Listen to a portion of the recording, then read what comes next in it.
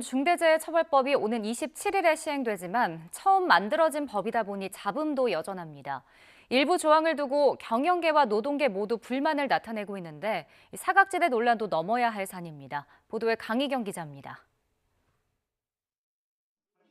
주로 대기업에서 수급을 받아 건물 기초공사를 담당하는 한 중견 건설업체는 중대재해처벌법 시행을 앞두고 어느 때보다 분주합니다. 전문가들에게 자문하고 매일같이 현장에 나가 안전관리를 하지만 여전히 막막한 게 한둘이 아닙니다. 저희들이 진짜 준비를 해야 되는 건지, 준비를 하려고 하면 뭐 어떻게 해야 되는 건지 이런 디테일한 부분이 없다 보니까 그냥 지금 관망만 하고 있는 상태입니다. 다른 데 물어봐도 정확한 답변을 주는 데가 없다 보니까. 기업들이 가장 우려하는 건 법 해석상 모호한 지점이 많다는 점입니다. 경영 책임자의 범위는 어디까지인지, 재해 예방에 필요한 적정한 예산이 얼마인지 등이 대표적입니다. 이런 이유로 60% 넘는 기업이 법 시행일까지 의무를 준수하는 게 어렵다고 답했습니다. 과잉 처벌을 우려하는 건데 노동계는 오히려 불확실한 규정들이 처벌을 피할 꼼수가 될 수 있다는 입장입니다.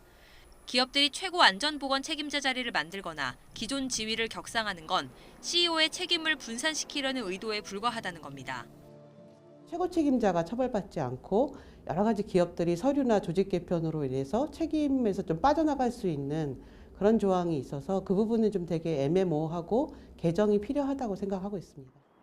정부에서 구체적 사례를 담은 해설서를 냈지만 일선에선 여전히 만족하지 못하는 분위기입니다.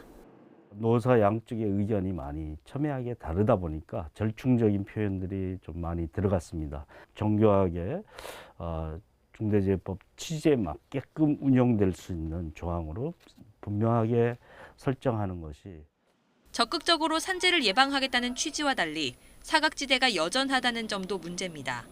지난해 산업재해 사망사고 10건 가운데 8건은 50인 미만 사업장에서 발생했습니다.